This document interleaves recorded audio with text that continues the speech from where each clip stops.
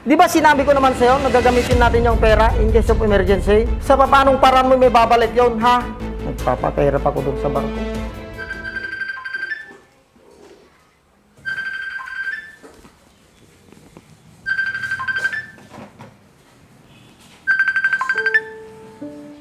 Hello, Han. Kamusta ka na dyan sa barko? Okay lang naman ako dito, ha? Kayo dyan ng anak natin, kumusta naman? Okay naman kami. Ang anak mo nasa school na. Tumawag lang ako sa inyo para kumustahin ko kayo. Sige, Han. Magpahinga ka na muna dyan. Huwag mo kami alalahanin. Alagaan mo ang sarili mo dyan, ha? Sige, Han, tawag na ako ni boss. Makapagsugal na nga.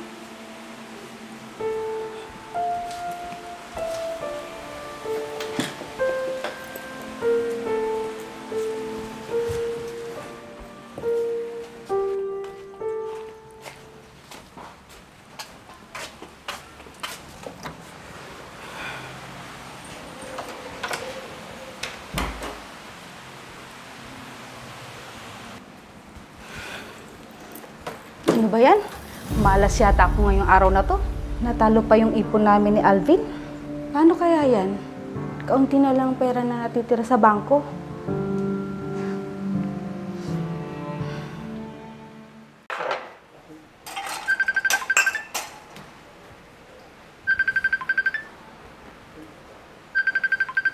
Oh, Han. Bakit napatawag ka? Han, huwag ka sanang mabibigla.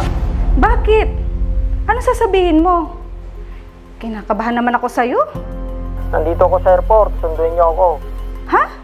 Bakit hindi ka nagsabi na uuwi ka pala? Saka, bakit biglaan naman yata ang pag-uwi mo? Mamaya ko na lang ipapaliwanag, Han, pagdating ko dyan sa bahay. Sige, sige. Hintayin mo ako dyan, Han. Ako na magsusundo sa'yo.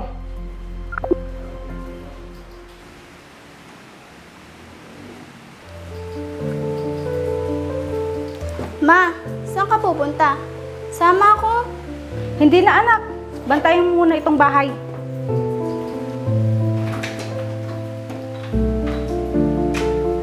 Ano ba yan? Saan kaya pupunta yun si Mama?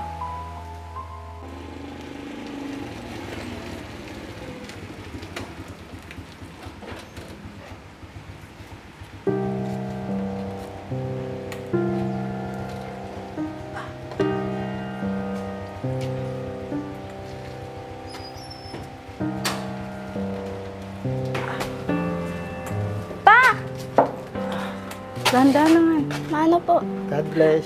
Hindi niyo naman po sinabi na darating kayo. Hindi man lang ako sinama ni Mama sa pagsundo sa'yo.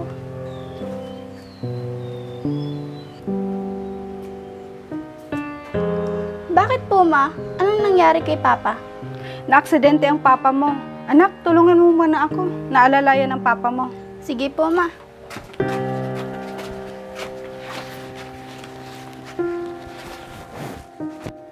Ay, salamat.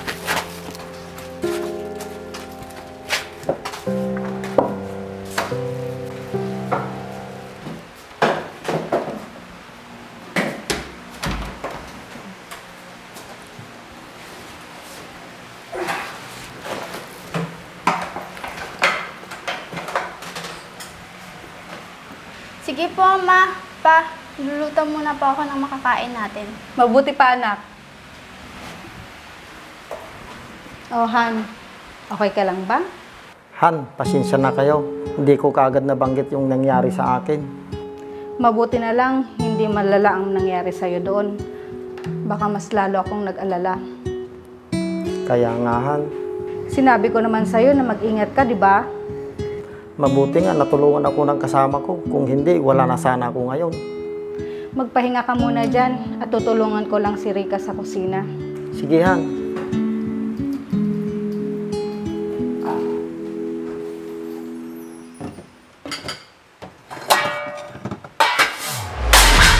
Ano ba yan, Ma? Oh, ano yan, Han? Wala ito, Han. Nabitawan ko lang ang plato na hawak ko.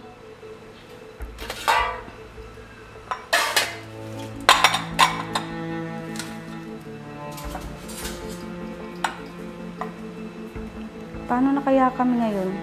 Walang trabaho ang asawa ko. Ilang buwan pa siya bago makasakay ng barko para magpagaling. At isa pa, Kaunti na lang ang pera namin na natitira sa bangko. Ma, may sinasabi ka ba? Wala nak, tawagin mo na ang papa mo para makakain na tayo. Sige po, ma.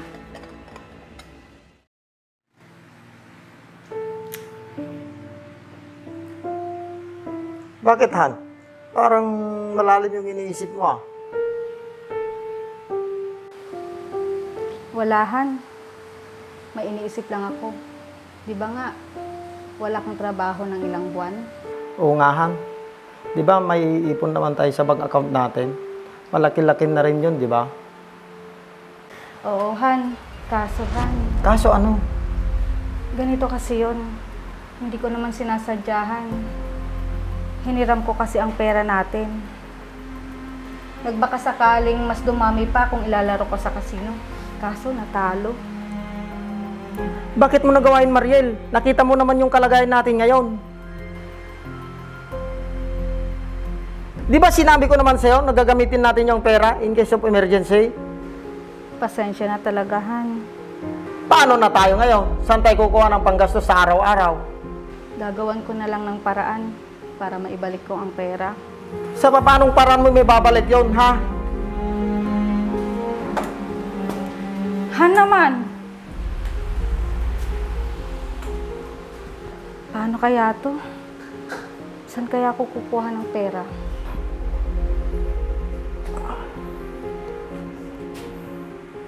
Ay, ang hirap naman yung ganito. Nagpapakahirap ako dun sa barko. Tapos yung ipon naming pera, isusugod lang pala.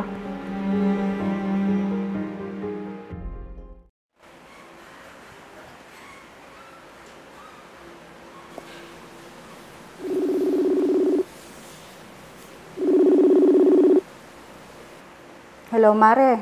Oh, Mare, bakit ka napatawag? Mare, may kailangan lang sana ako. Pwede mo ba akong tulungan?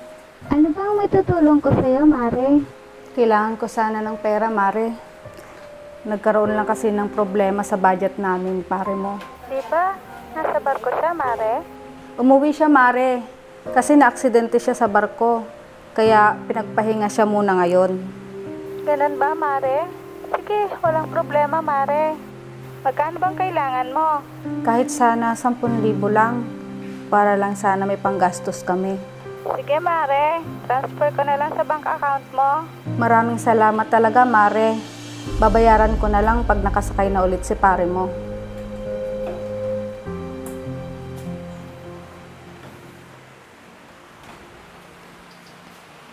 Han, nakahiram na nga pala ako ng pera sa kaibigan ko. Han, pasensya na sa nagawa ko. Hindi na mauulit pa. Naisip ko na hindi dapat galawin ang ipon natin. Para sa di inaasahang pangyayaring ganito, may nagagamit sana tayo. Maling-mali ka talaga. Hindi mo alam kung gaano kahirap yung dinanas ko para kumita ng pera. Paano na lang kung nawala ako? Ano na lang mangyayari sa'yo at sa anak natin? Oo, Han. Kaya nga nagsisisi na ako eh. Patawarin mo na ako. Babawi ako sa'yo. Siguro, pagsubok lang sa atin to. Hayaan mo, malalagpasan din natin to. Kaya siguro nangyari ito para matauhan ako sa maling gawain ko.